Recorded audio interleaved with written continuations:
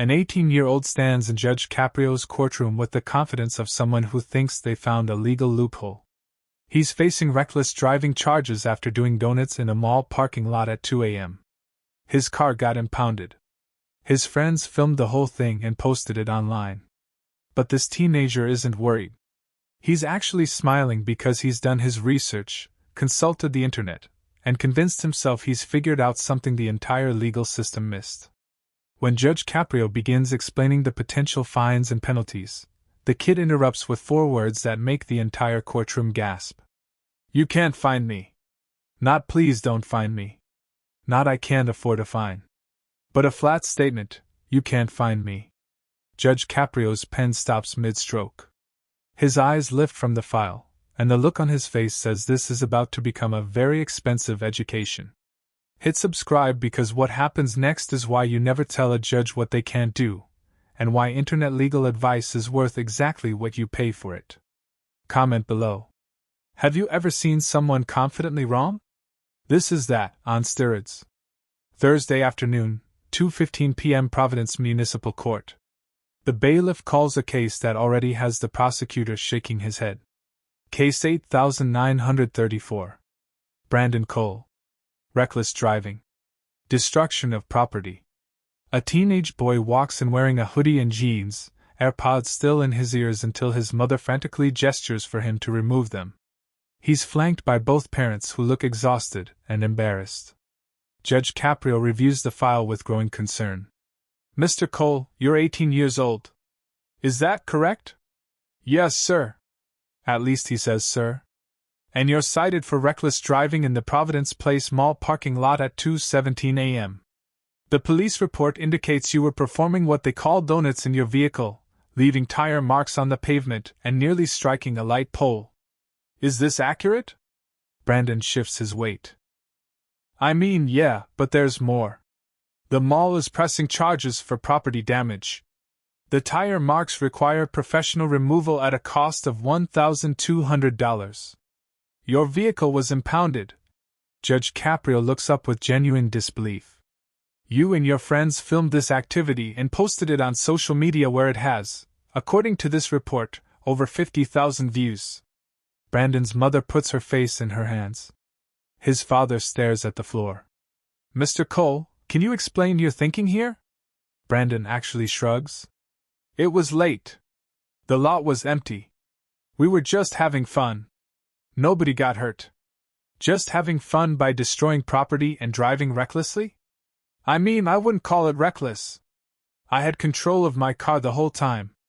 Judge Caprio's eyebrows raise. "You had control while spinning in circles, leaving rubber marks, and nearly hitting a light pole?" "Yeah, I watched videos online. I knew what I was doing." The prosecutor coughs to cover what might have been a laugh. This is not going well for Brandon. Judge Caprio continues. "Mr. Cole, your vehicle was impounded. How much did it cost to get it out?" "Like $400. "And who paid that?" Brandon glances at his parents. "My dad." "I see. And the mall is demanding $1,200 for pavement restoration. Who's paying that?" "I don't know yet." Judge Caprio makes notes. "Well, in addition to property damage, you're facing reckless driving charges that carry a fine of up to $1,000 plus court costs, potential license suspension, and mandatory traffic safety courses." And that's when Brandon says it. "Yeah, about that." He pulls out his phone. "I looked this up. You can't actually find me." The courtroom goes silent. Judge Caprio's pen stops. His mother gasps. "Brandon, no?" But Brandon continues, oblivious. "I'm 18, but I'm still in high school, and there's this law that says you can't impose financial penalties on students, so legally you can't find me." Judge Caprio very slowly puts down his pen. His expression is a mix of disbelief and something that might be pity. "Mr. Cole, where exactly did you find this information online?" "There's like this legal forum where people post about getting out of tickets. Someone said that students are protected from fines because it's considered targeting minors." "I see. And did this online legal expert specify which state this law applies to?" No. Did they cite any actual statute numbers or case law? Brandon looks less confident now. It was just on the forum. Judge Caprio turns to the prosecutor. Counselor, are you aware of any Rhode Island statute that prohibits fining 18-year-old students for traffic violations? The prosecutor doesn't even try to hide his smile now. No, Your Honor, there is no such statute. Mr. Cole appears to be confusing educational institution policies, which may prohibit schools from financially penalizing students, with criminal and traffic law, which have no such exemption. Judge Caprio turns back to Brandon. Mr. Cole, I want to be very clear about something. 18 years old means you are a legal adult. You can vote. You can serve in the military. You can sign contracts. And you can absolutely be fined for traffic violations. Being in high school is irrelevant. Brandon's face is losing color. But the forum said. The forum was wrong. Or you misunderstood. Or someone was trolling. But regardless, you are categorically, unambiguously wrong. His father speaks up for the first time. Your Honor, I apologize. We tried to tell him this was nonsense, but he insisted he was right. Brandon protests. Dad, the guy had like 1,000 upvotes. Judge Caprio cuts him off. Mr. Cole, upvotes are not legal precedent. Let me explain how this actually works. You committed reckless driving. You destroyed property. You endangered yourself and potentially others. These are violations of Rhode Island law. I am a judge in Rhode Island. I absolutely can, and I absolutely will, impose fines and penalties. But there is no but. You came into this courtroom with internet misinformation and tried to tell me what I can't do. That was a mistake. A significant one. Brandon's mother is crying quietly now, clearly mortified by her son's behavior. Judge Caprio continues, his voice firm but not angry. Mr. Cole, I'm going to teach you several lessons today. First lesson, the internet is not a law school. Second lesson, when you're in a hole, stop digging. Third lesson, telling a judge what they can't do is about the worst strategy imaginable. An older man in the gallery, clearly a lawyer based on his attire, raises his hand. Judge Caprio nods. Yes, counselor. The man stands. Your Honor, if I may. I'm an attorney here in Providence. I've been practicing for 32 years, and I want this young man to understand something. What he just did, challenging a judge's authority based on internet research, could have resulted in contempt charges. Your Honor is being remarkably patient. Judge Caprio nods. That's an excellent point. Mr. Cole, do you understand how much worse this could be going for you right now? Brandon, finally getting it, whispers, Yes, Your Honor. Subscribe to the narrator if you believe the internet doesn't replace actual legal knowledge. Judge Caprio opens the file again and reviews it thoroughly while Brandon stands at the podium, no longer confident, now visibly nervous. Mr. Cole, let's go through what you actually owe since you seem confused about whether I can impose fines for reckless driving in Rhode Island. The fine is up to $1,000. I'm imposing $800. Brandon's eyes widen. His mother makes a small sound of distress. Court costs and administrative fees, $215. Your Honor, his father starts. I'm not finished. For the property damage to the mall parking lot, restitution of $1,200 payable to Providence Place Mall within 90 days. Brandon does the math in his head and looks sick. That's over $2,200 total. Additionally, your license is suspended for 60 days. After that, you'll be required to complete a 16-hour reckless driving course before reinstatement. Your Honor, I need my car for school. You should have thought about that before doing donuts in a parking lot at 2 a.m. and posting it online for the world to see. Judge Caprio's expression softens slightly, but his words remain firm. Mr. Cole, you came in here thinking you'd found a clever loophole. You thought upvotes and forum posts meant more than actual law. You told the judge you can't find me with absolute confidence. And you were absolutely wrong. I'm sorry, Your Honor. I really thought. That's the problem. You didn't think. You assumed. You trusted strangers on the internet more than common sense. And now you're paying for that assumption. Literally. Brandon's father speaks up. Your Honor, he's still in high school. He doesn't have that kind of money. I'll have to pay this. Judge Caprio shakes his head. Sir, with respect, I don't think that's the right approach. Your son is 18. He's legally an adult. He made adult choices, destroying property, driving recklessly, posting evidence online. He needs to face adult consequences. But how is he supposed to pay over $2,000? The same way any adult does. He gets a job. He works. He pays it off over time. We can arrange a payment plan if needed, but he pays it, not you. Judge Caprio looks directly at Brandon. Mr. Cole, you're about to learn what responsibility actually means. You're going to work, probably a lot of hours. You're going to hand over every paycheck to pay these fines. You're going to take the bus for 2 months because you can't drive. And every time you do this, you're going to remember that internet legal advice is worthless, and actions have consequences. A woman in her 30s raises her hand. Judge Caprio nods. Yes, ma'am. Your Honor, I'm a high school teacher.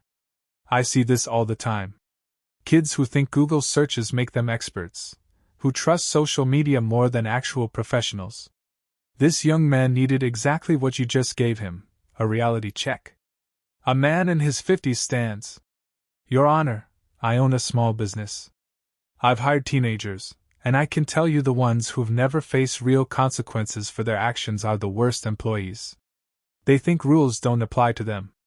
This kid needed this wake-up call. Brandon's mother, still wiping tears, speaks. Your Honor, may I say something? Of course. My husband and we've struggled with Brandon for years. He thinks he knows everything. He doesn't listen to us. He goes online and finds whatever answer he wants to hear. We tried to tell him this whole you can't be fined thing was ridiculous. He wouldn't hear it. Maybe hearing it from you, facing these consequences, maybe that's what it takes. Judge Caprio's expression shows understanding. Ma'am, parenting is hard. Parenting a teenager who has access to unlimited misinformation online is even harder. But you're right, sometimes consequences teach lessons that words can't. He addresses Brandon again. Mr. Cole, your mother just said something important. You don't listen. You think you know better than adults with actual experience. That's normal teenage behavior, but you're not a teenager anymore. You're 18. You're an adult. And adults who don't listen pay expensive prices. Brandon nods, eyes downcast. I understand, Your Honor. Do you?